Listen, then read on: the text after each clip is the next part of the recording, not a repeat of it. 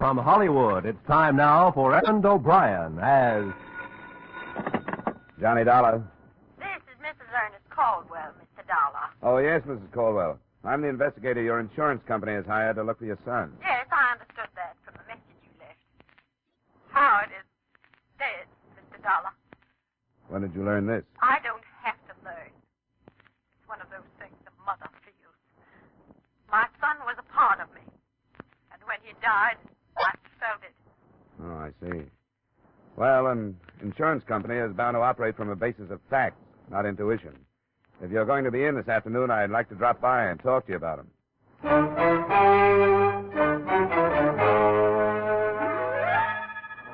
Edmund O'Brien in another adventure of the man with the action-packed expense account, America's fabulous freelance insurance investigator. Yours truly, Johnny Dollar.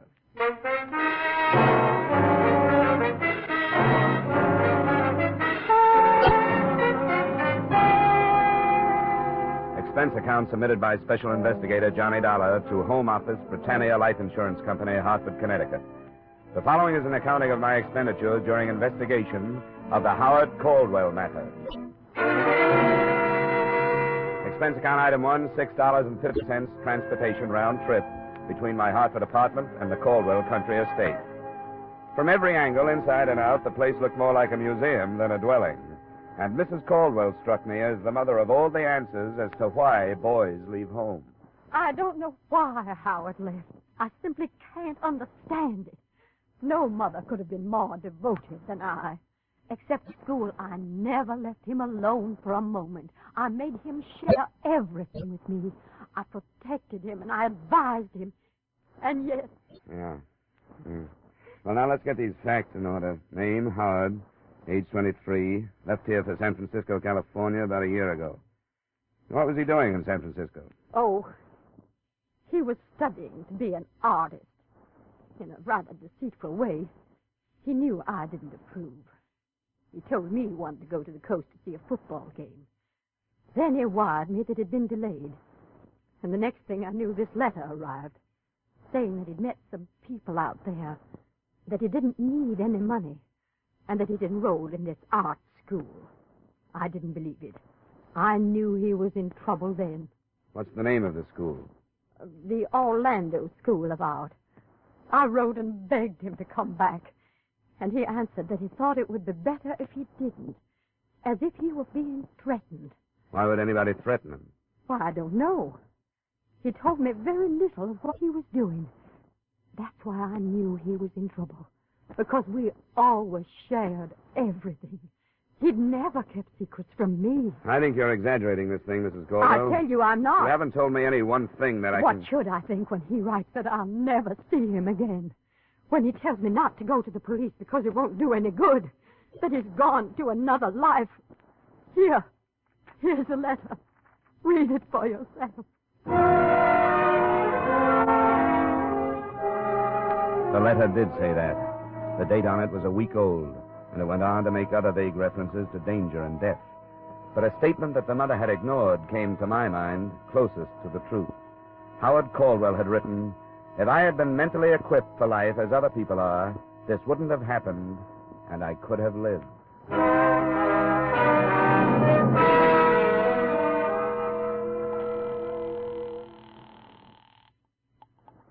Britannia Life Insurance Company, Mr. Nathan's office. This is Johnny Dollar. Is he in? Oh, yes, Mr. Dollar. Just a second.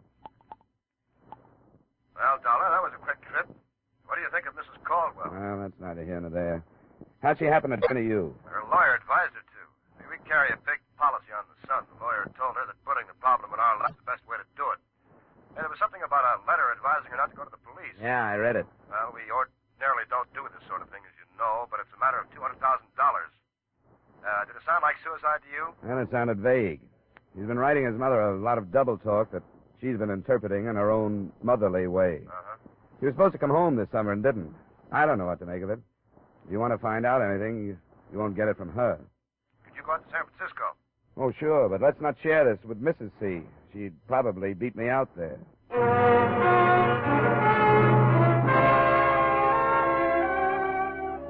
Expense account item 2, $200 airfare and incidental costs, Hartford to San Francisco. Expense account item 3, 170 cab fare from my hotel, the Bellevue, to the last known address of Howard Caldwell. A brownstone in a row of brownstones on Taylor, a street that climbs one of San Francisco's 7 hills. The apartment house manager was in and would oblige. Well, he hasn't been here for a week and a half. I've been taking his mail up to his apartment, but his box gets so full they can't get any more in. The apartment is still in his name? He paid up 3 months in advance. You mind if I look it over? Well, I suppose it's all right if you're trying to help it. It's up here. Mr. Caldwell say anything to you about leaving? Well, no, he didn't. I hope there isn't any trouble. But you'd think he'd come for some of his clothes if there wasn't, wouldn't you? They're still here? I couldn't help noticing after he'd been gone so long, without a word. Oh, sure. Yeah, this is it. 22. After you. Thanks. There's all his mail on the table. I hope everything's all right. He's a nice, likable young man. Know any of his friends? Well, no, I don't. I expect he had some, though. He was out at night lots. He never came home drunk or anything, no. Well, if you don't mind, I think I'll run through the place. I won't be long. Well, I suppose it's all right as long as I'm here. After I'd finished, I knew very little about Howard Caldwell that I hadn't already known. The letters on the table were, as to be expected, all from his mother. A drawer in a bedside table gave me something too odd to be ignored. 25 or 30 match folders, all from bars or restaurants, all empty of matches, and each marked in pencil with a date. The earliest, May 4th, 1950. The most recent, September 12th. A closet gave me a portfolio of sketches from various perspectives, and they looked like a brunette. Nothing else in the place seemed to point in any direction, so I copied the addresses on the match folders and helped myself to 3 of the most descriptive sketches. Expense account item 4, $1.30 cab fare to the Orlando School of Art.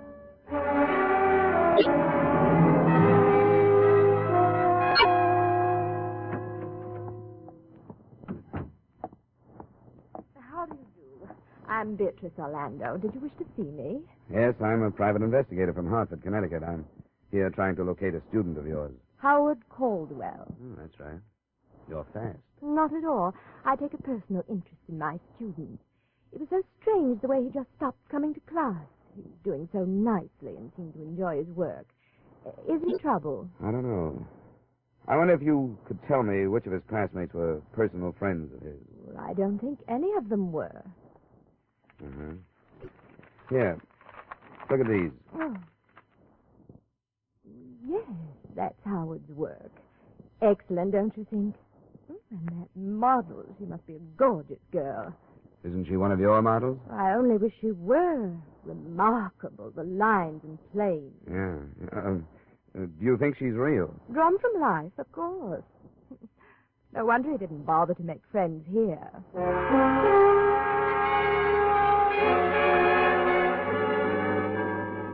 Expense account item 5, $45, see enclosed bar tabs. That night, I started making the rounds of the addresses I'd copied from Howard Caldwell's collection of dated match folders. They led me from San Francisco's North Beach section to another area called the Mission, across the bay to the city of Oakland, and back to San Francisco. The only pattern I could set up was that none of the joints were worth remembering. They were neighborhood bars, as a rule, and the routine in each was about the same, except at the one called the stop sign. Is the drink all right, mister? Yeah, it's fine. Say, I wonder if you could help me. How? I'm looking for an old friend of mine. I understand he used to come into this bar. Here. Here's a photograph of him. Name's Howard. No. No, I don't remember him. I got a mind for faces, too. And then look at this. It's only a sketch. Have you ever seen a girl who looks like this? It's a gag. No, it isn't. Makes you think it would be. You mean this is a drawing of a real dame? That's right. And for 10 or 20 bucks extra, I can have the genuine photograph to hang up behind my... Get out of here. Wait a minute. Has somebody tried to sell you a deal like that? You're the first, and I can tell you won't go over in this town. I'm not trying to sell you anything. Well, then go someplace else and don't try. I never saw the guy or the dame, and I don't expect to. Good night. Hey, let me see a picture, will you? Sorry, Mac. It's private. Oh, wait a minute. Maybe I know who she is. Why should you? Because I know everybody that comes to this bar. If her boyfriend's name is Howard, I bet I know him. That's what I said it was. Did you say it was Caldwell? Where can we talk? Come on, outside.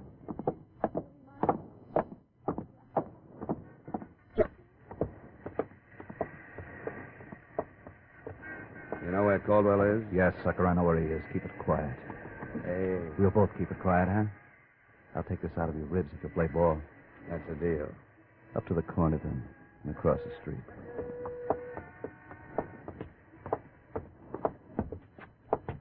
Now across that parking lot. The yellow club coupe. Don't bother memorizing the license number. It's phony. Here he is. How are you? I'm fine. Thanks for asking. Get in the back. We could drive out toward the beach, JB. What do you think? That's better than here. I'll swing over the book and take that out.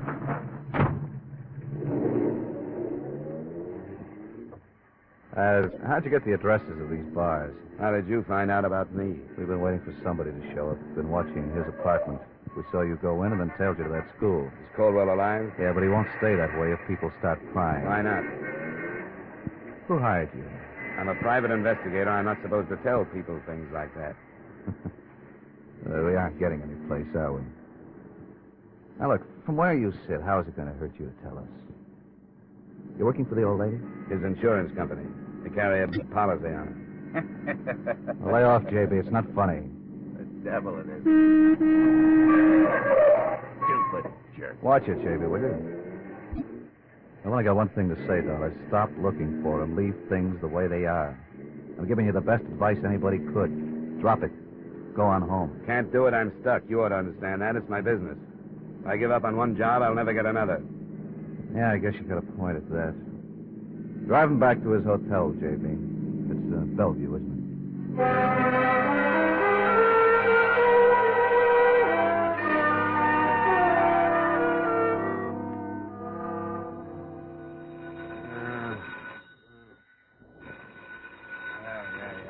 Yeah, wait a minute. Yeah, what is it? It's 5:30. The early edition seeing the streets. What? Who is this? You'll remember when you wake up. Go buy an Examiner, page 1, headlines.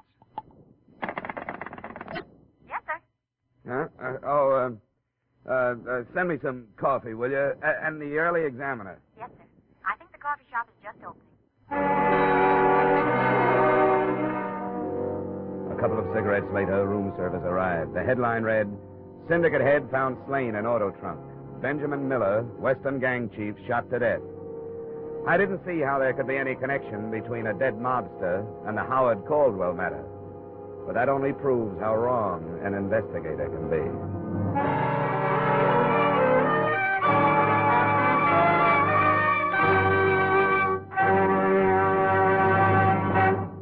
In just a moment, we will return to the second act of yours truly, Johnny Dollar, starring Edmund O'Brien. But first, some more of radio's greatest stars check in at CBS The Stars address this Sunday night.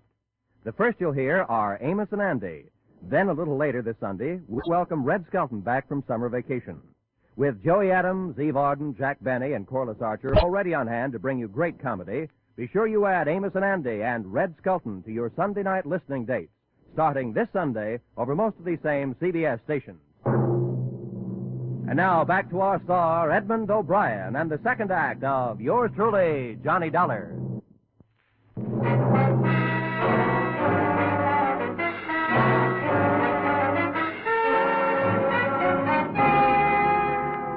The story under the headlines went on to explain that Benjamin Miller's body had been found in an abandoned car after a phone tip at 11:15 the preceding night. The chief had been shot to death approximately a week before. It was feared that an underworld war would be touched off by the killing, since Eastern operators allegedly had threatened to force Miller out of business on the West Coast. The police had decided to play a waiting game. No lead in all that. But on page 4, there was a picture. Ben Miller in happier days. At his side stood a brunette that matched the one in Caldwell's sketches point for point. Nora Rush, with an address on Ardmore Street in Los Angeles.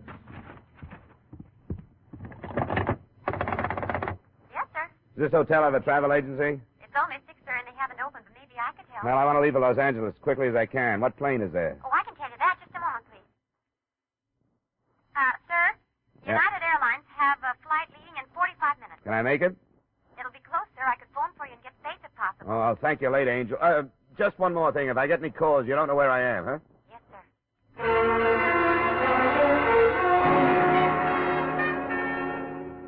Expense account item 7, $5 cab fare and $5 tip for a taxi driver who got me to the airport in 20 minutes.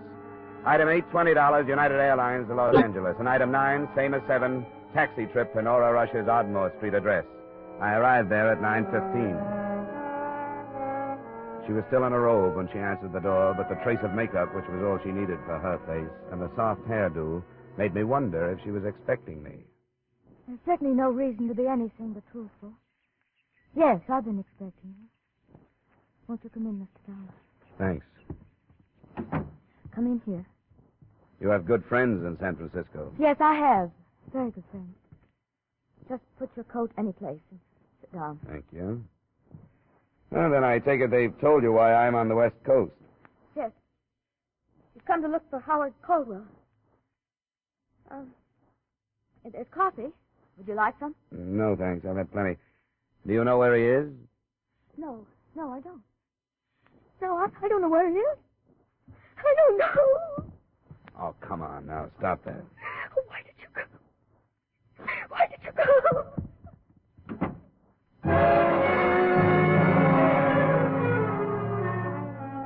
That was the end of the test run. I rattled around the rest of the place for almost an hour while I waited for her to come out of the bedroom. I didn't feel like snooping, but I couldn't help seeing a framed photograph that had been hastily hidden under a mat on the piano. It was young Caldwell, but not the subdued, dead-faced kid in the picture I'd gotten at his Connecticut estate. Instead, a guy with some enthusiasm in his friendly eyes. I was in the kitchen drinking the coffee when she came out. What are you doing? Waiting for you? Why don't you leave? Well, if I did, somebody else just like me would show up. Maybe he'd make you unhappier than I do. That kind of a racket. I sympathize with you. You should. You put me on the defensive. I hadn't noticed. How did I do that? You started by posing for some sketches. And you're stronger in person. You saw them? Yeah. They're in the hotel room in San Francisco. Or at least, that's where I left them. Who else saw them? A few bartenders and his art teacher. Oh, that little fool. Tell me he destroyed them. Did you say bartenders? Yeah. He had a match folder collection, all dated from a series of nondescript hideaway-type bars. Oh, how could he have been so stupid? Could he have been in love? Well, he didn't have to go out of his mind. He lied to me. He told me there was nothing to link us together. What's the difference if there is? Because Howard killed Ben Miller. And nobody will believe it now. Why won't they believe it? It was my gun. Registered? Yes. Where is it? Howard has it hidden. I loved him and all that. But the true story has... Oh, you've got to believe. You haven't told me. I will, Mr. Dollar. I have to sit down. All right, come on, over here. How did you meet Caldwell? I was going with Ben Miller. Not because I thought anything about him, but he was so powerful out here, and I just come from Chicago. Caldwell?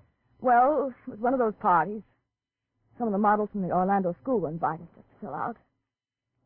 It was Howard's school, and one of the girls had talked him into coming. That's when we met. There was something about him. I don't know. This was in May, I take it. I think so. Spring, anyway. He was supposed to go home for the summer and didn't. I'd meet him in these bars, and he'd come to my place when Ben was out of town. He wanted to sketch me, so... But that's not important. Ben saw me meet him and followed us to my apartment. This was at your place? You had an apartment in San Francisco? Yes. Ben hit me, and Howard went for the gun and killed him. He knew where you kept the gun? Yes. Why? Well, How did he know? In case he ever needed it. Miller's body was found stuffed into the trunk of a car. You don't believe me, do you? Well, there are little things like how did he manage to get the body into the trunk of that car, and how did he manage to steal the car? I'll tell you. He had help. Everybody knew that combination from the east was moving in on Ben and would kill him if they had to. So they've been trying to help Howard. And it was all right till you came out here. Oh, that's a pretty good setup. Ben Miller would be checked off as a gang killing, the kind they so seldom get around to solving. When it cooled off, you could take up where you dropped him. I didn't kill him. A plural you. You're all in it. But I can't quite figure it. What? Why those two friends of yours who picked me up last night would go to bat for a worthless Eastern aristocrat. They want to help him. Why? Well, because he's my friend. Why should anybody take a rap for killing a man like Ben Miller? You don't want him to die for it, do you? Do you? Of course not. We're trying to help him. What are you going to do? Well, the Frisco police are combing the city for leads on the scene of the murder weapon, and a definite link between dead man and killer. I seem to be sitting on all three. You aren't going to the police. That depends on how fast you tell me where Caldwell is. I want to hear his version of the story. I don't know where he is. I told you that. Yeah, I know you did. Wait now, please. Wait just a minute. Please. For just a minute, please. Oh, will you stop it? Just listen to me. I know what you think of me, and I know you don't believe me. But I wish you would, just for a little while. How long? An hour or so. My brothers are flying down. They'll be here by noon. Others? The men you met last night. I wish them before you do anything. It won't be a mistake. I wish you had hit me over the head with something. That's a funny thing to say. Well, what I mean is that kind of trouble makes me mad enough to fight.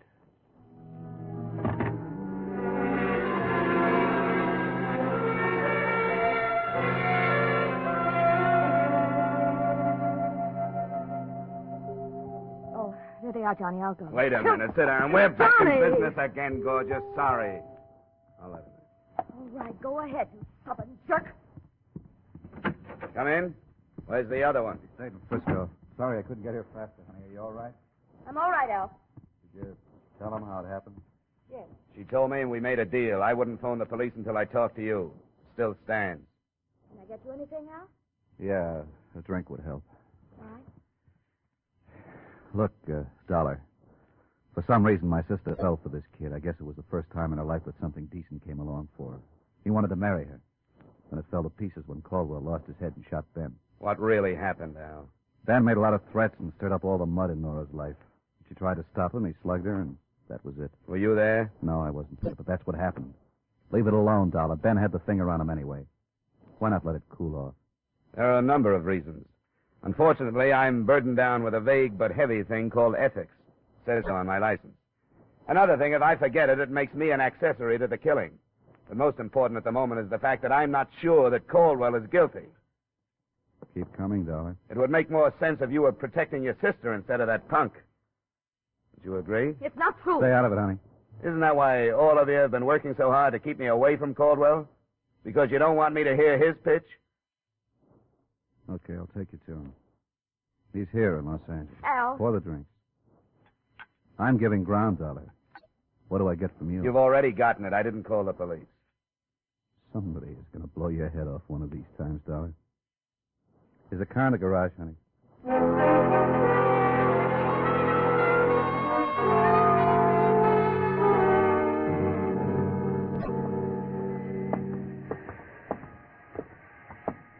This is it. Upstairs. Quite a come down for a scion type. That's a good spot for him. You could live in this part of town for 100 years, and nobody would know who you were or what you were unless you wanted them to. Up front here. Howard. Howard. It's Al, Howard. Howard. What about it, Al? What's this? They told him not to leave. No clothes. This is an empty room, Al. This is where he was. You can check downstairs. He used the name Harris. Save it, Al. There's only one place he'll go, to Nora's. I'll try the rest of this without you. You've got nothing but a mouthful of lies. I don't want any more of them. Come on, get out of my way.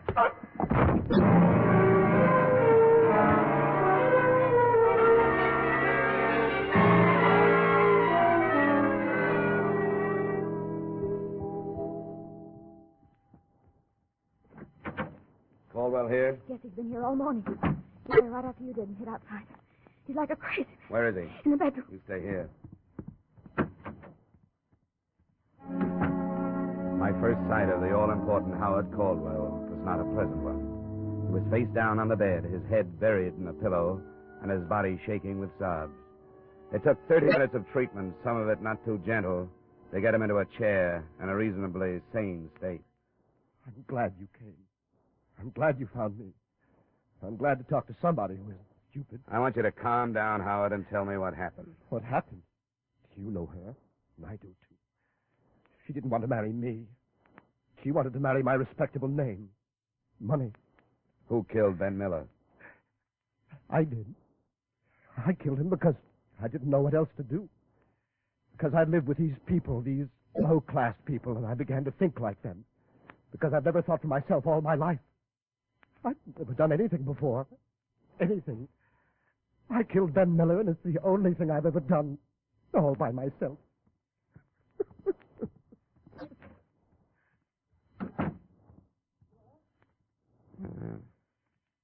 Why did you risk all this to protect him? I don't know. Because there was something that drew us together. He was lost, and so was I. And I figured it was my fault. I'd drawn him into my life. He hadn't drawn me into his. I thought I owed it to him. But he's a snob, isn't he? Yeah. Yeah, I'm afraid so. He called me a tramp.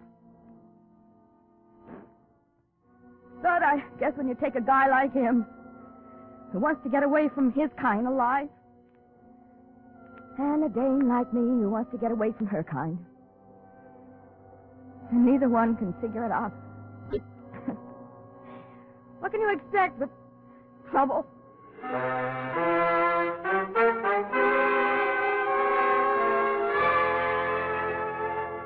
I guess she summed it up as well as anybody could.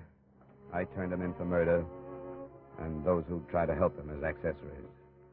It's for the legal brains to decide whether the policyholder will live or be executed. Expense account item 10, $200, miscellaneous. Item 11 is item 2, transportation back to Hartford. Account total $1,050. Yours truly, Johnny Dollar.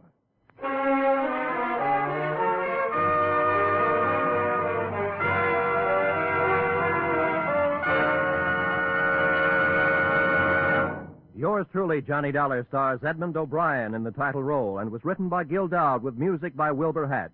Edmund O'Brien may soon be seen in the Paramount picture Warpath. Featured in our cast were Lorene Tuttle, John McIntyre, Bob Sweeney, Hy Averback, John Daner, Gene Bates, and Jeanette Nolan. Yours truly, Johnny Dollar, is produced and directed by Jaime Del Valle.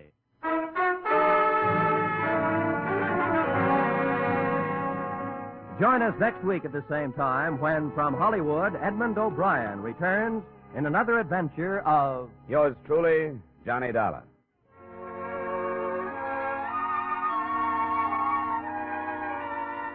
This is Roy Rowan speaking. Stay tuned now for Vaughn Monroe's Caravan, which follows immediately over most of these same CBS stations. This is CBS, the Columbia Broadcasting System.